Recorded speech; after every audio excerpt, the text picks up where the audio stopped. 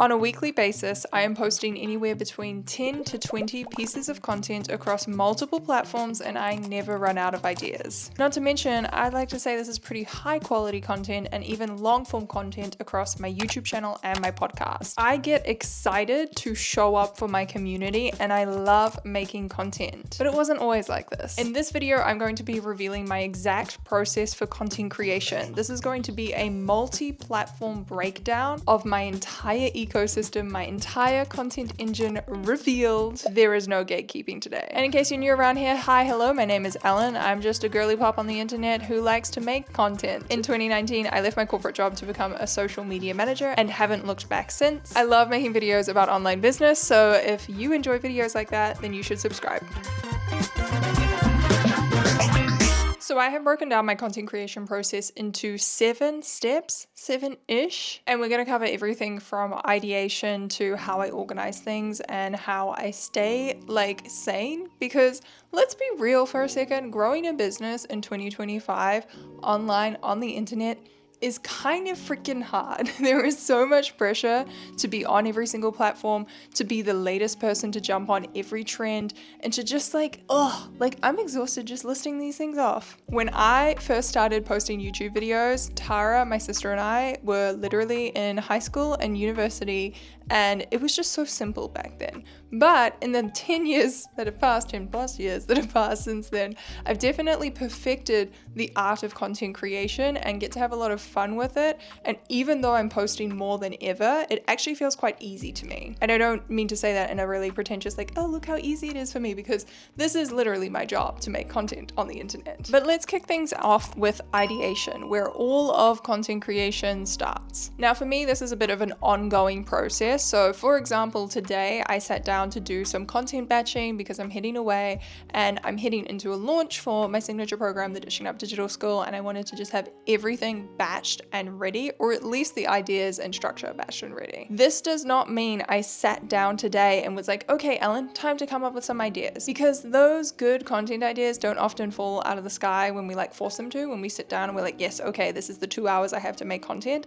It doesn't quite work like that. And for me, inspiration strikes at really funny times. I was on the treadmill last night and I was at the gym and I was on my phone just adding ideas to my ideas list, because that's where I was kind of getting inspiration from. Likewise, I was on a private coaching call last week with a student, and they asked me a question and I was like, hold that thought, I'm going to answer that, but I just need to write that down on my ideas list because I know that is a really good Instagram post idea. So this really brings me to the first lesson, which is having an ongoing list somewhere and being able to jot down any idea as it comes to you throughout the week, throughout your periods of high creativity, because I can guarantee you some weeks you're just not going to feel very creative and you're going to struggle to come up with content ideas. So if you have a running list somewhere on your phone, somewhere that you can always have access to. I used to do it on pen and paper, and then it would be you'll be out at the gym and you're like, oh, I don't have my pen and paper. So for me, it works really well having it on my phone. Again, you can use any app of your choice, or you could just keep it simple and just use the Notes app on your phone. You can see kind of blurred out behind me, that is my own ideas list ongoing that I am constantly adding to. It's a little bit of a beast. So sometimes I do get a tad overwhelmed looking at it. But in terms of where these content ideas actually come from, there are 3 key places. Number 1, I've already alluded to, and that is directly from my audience. So if I get a question on Instagram, I'm taking a screenshot of that, putting it on my ideas list. If I get a call from a client and they have a particular question, that goes on the ideas list. My number 1 source of content ideas is my audience. And that, my friends, is why my content performs well. Because instead of getting stuck into a comparison trap, doing quote audience research or quote market research, I'm instead going right to the source and asking my audience what they want to hear from me. And if you're curious if the strategy actually works, here is a reel that I created last year that has over 100,000 views. And that came directly from a conversation that I'd had with one of my coaching students. This brings me very nicely to the second place I get content ideas from. And this was what I was leaning into massively this afternoon during my content creation session, and that is data from past content. I want to show you something kind of epic and kind of top secret, because I am going to be putting this into a really awesome bundle and selling it soon. But I am bringing up my beautiful Instagram analytics tracker and analysis. And I'm going to pop it up on the screen here, but I am going to have to blur a few details because it is top secret. But this is basically an Excel spreadsheet that I have built for my business, tracking every single post that I've put up in 2024, so from the past year, so that I can analyze all of the metrics in one place. So today, when I started my content creation process and I was feeling that there were a few gaps in my strategy and a few more content pieces that I wanted, I went to this spreadsheet and I looked at the top posts. Now, top posts is kind of like, let me put that in air quotes, because the performance of a post can be measured by many factors. And for me, it can be looked at as impressions, or it can be looked at how many followers this sort of post brought in, or it could be how many comments or saves or anything. So there's lots of different metrics. And with my handy dandy Excel spreadsheet, which yes, my finance boyfriend did help me build and do all of the conditional formatting, and it's just chef's kiss, so beautiful. But with that, I'm able to section things off and be like, okay, I really want to grow my followers at the moment. Like, what is the content that last year brought in the most amount of followers? And I can just format my spreadsheet to kind of spit that out for me. The other thing I did was I wanted to lean into creating some carousels. So I went through and filtered my content types by carousels and looked at which were the most high performing from last year. This is just another prime example of where you can get ideas from that aren't all about copying your competitors. And actually, data is the best thing to go off in terms of making better content. Analyze your data, look at the trends, look at the correlations, and see how you could recreate your top performing content again and make it even better. I'm just like gazing at my own spreadsheet. Like, it is truly a work of art.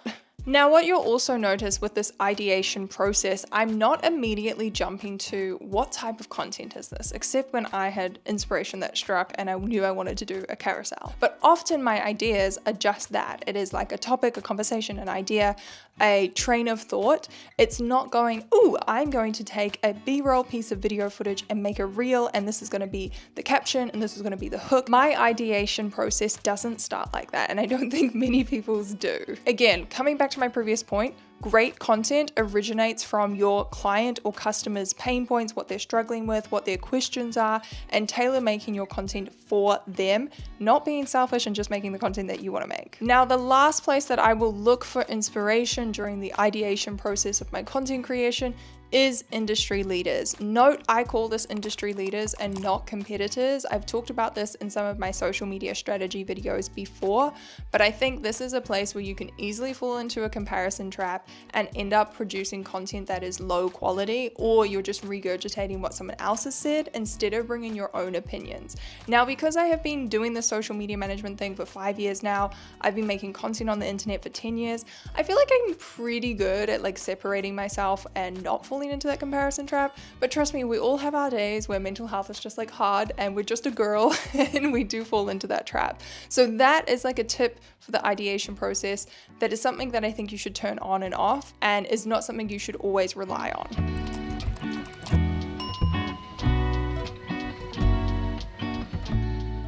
Now that we have come up with our content ideas, the next step is all about making the actual content.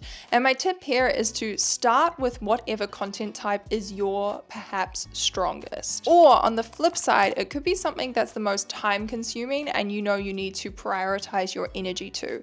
And again, this is going to be so different for everyone. I know other social media managers who are so good with reels, and that's actually their strength, video content and video editing.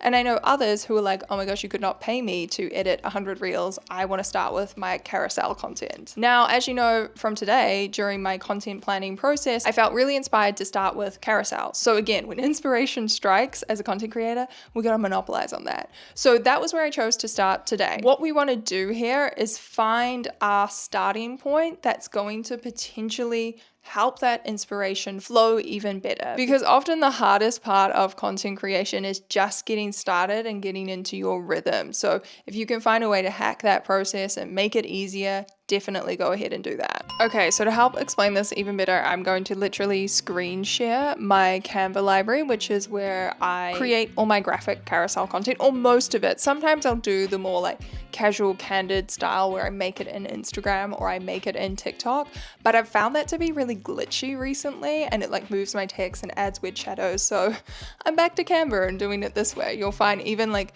some of these more like photo-based posts, I'm now just adding the text in Canva, even though like it shouldn't have to be like that. I should easily be able to do it in Instagram, but it's just so unreliable, and that's a story for another day.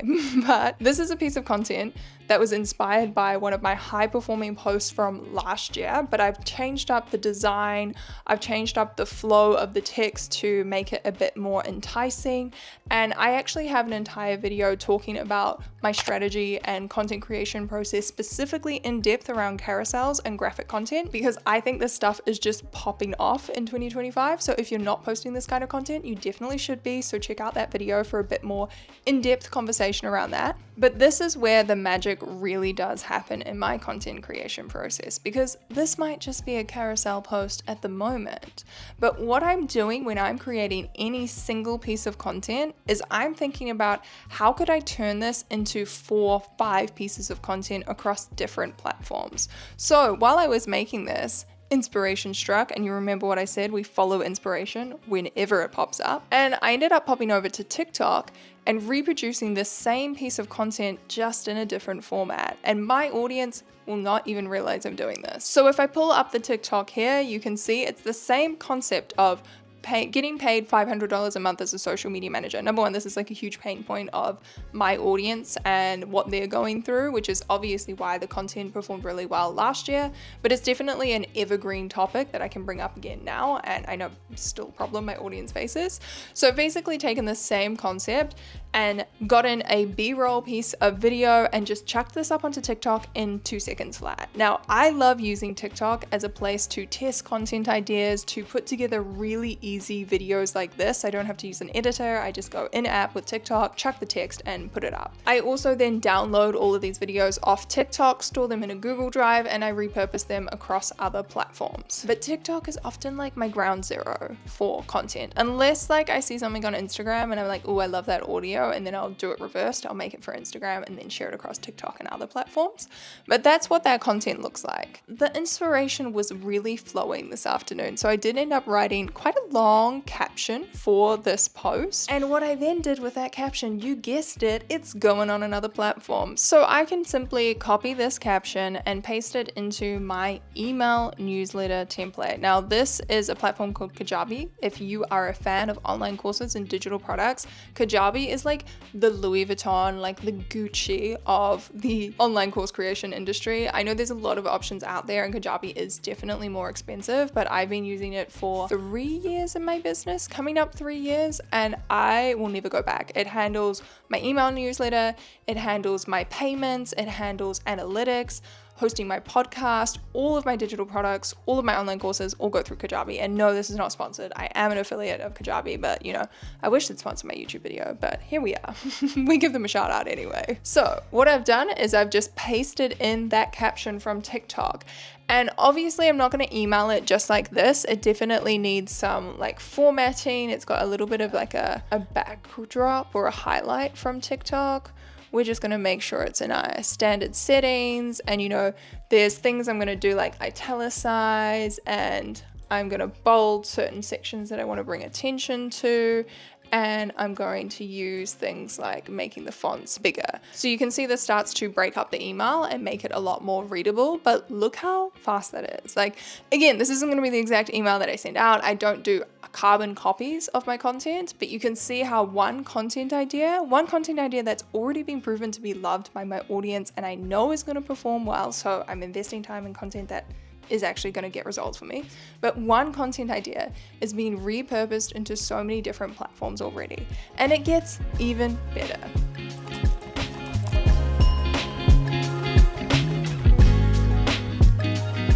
That humble Instagram carousel post has now sparked the idea for an email, which has now sparked the idea for a YouTube video. So you can see how a small idea like does literally start as a small piece of content, but can be built out into longer form content pieces. How I've repositioned this content slightly for the YouTube algorithm, getting confused between my platforms, is instead of going in with the $500 a month as my title, I'm instead using, or my plan is to use that text on my thumbnail, and the title is going to be something a little more SEO friendly, like what to charge as a social media manager in 2025. This is the thing about YouTube. If you're curious, I always plan out a title and a thumbnail before I start a video. I used to not do this. I used to just wing it because YouTube was just like my fun platform where I was creative. And then I realized like you just get so much better results if you actually are strategic and plan things out. Who would have thought? I think a lot of creators have got this misunderstanding of what repurposing means, and they think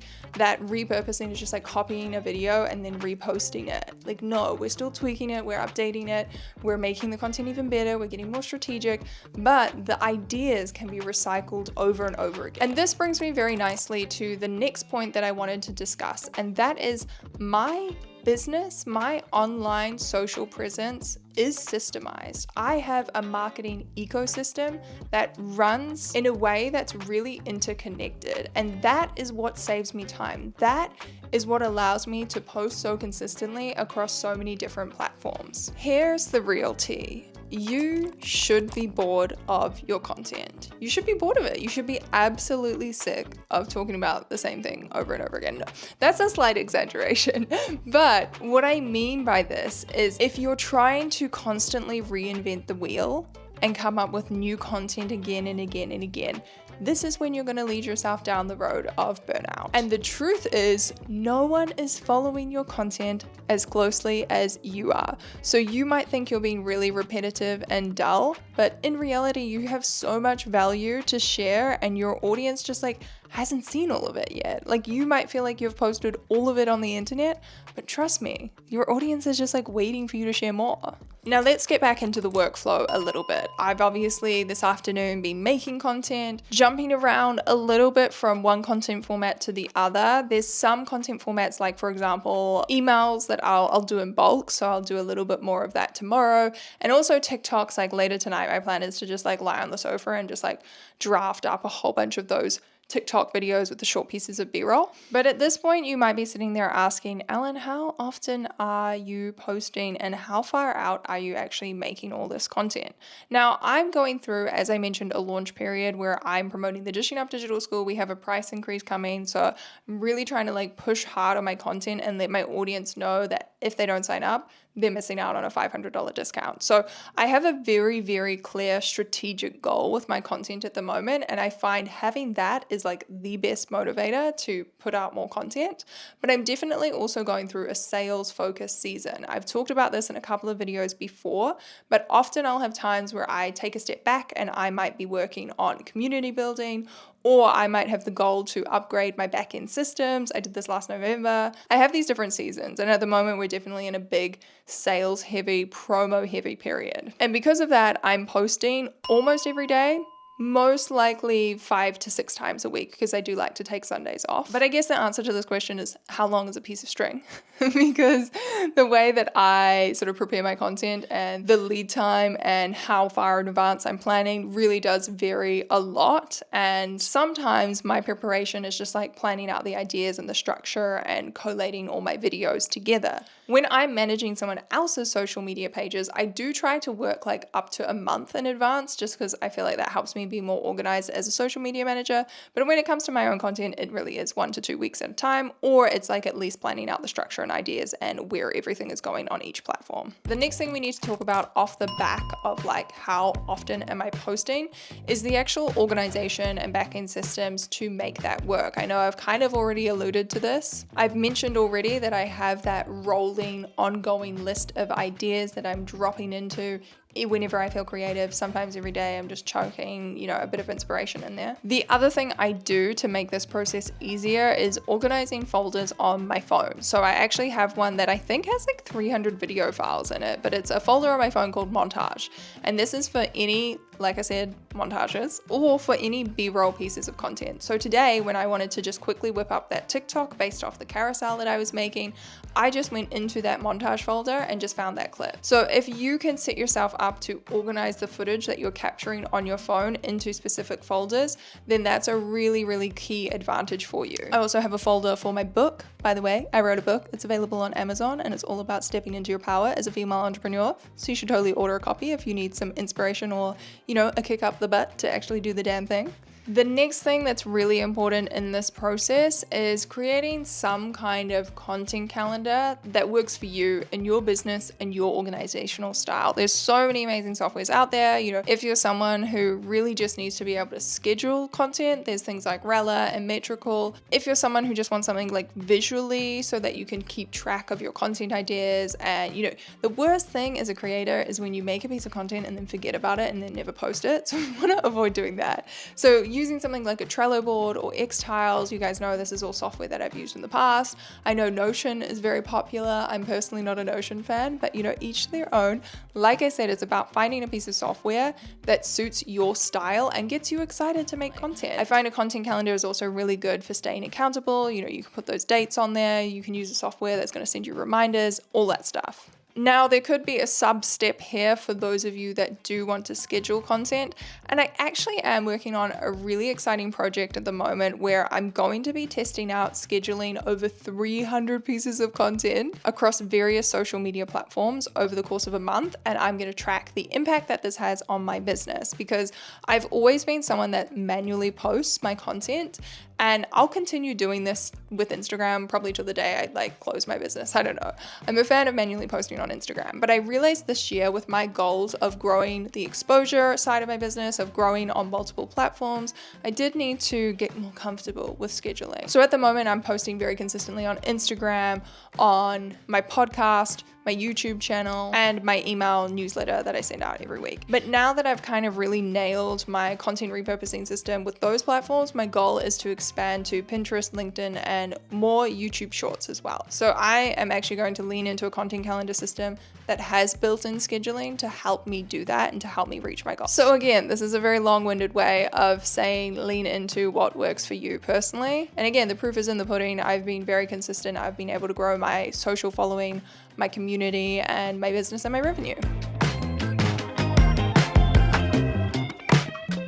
I feel like I'm starting to go really off script with this video, which is just me every time I make content about making content and about business strategy, because I just get so overexcited and just want to share everything. But I'm hoping this video has given you a sense of clarity. And the last message that I want to leave you with is baby steps. You need to focus on picking priority platforms. So picking 2 to 3 platforms and making sure you nail those, making sure you've got those 3 platforms in a really consistent point where it feels easy to be posting on them. And that's when you're looking to expand. And again, you look at someone like me who's been doing this for 5 years, and now I'm only getting to the point where I'm like, yeah, I should be doing Pinterest and LinkedIn as well. And let's set up a system to do that. But if I tried to do that 2 years ago, I would have freaked out, because I was at that point just learning to use my email list better and just learning to post there more consistently. So the really important lesson here is to just be kind to yourself. And, I hope you've taken away some strategies to improve your content creation process in this video and to speed up your workflows.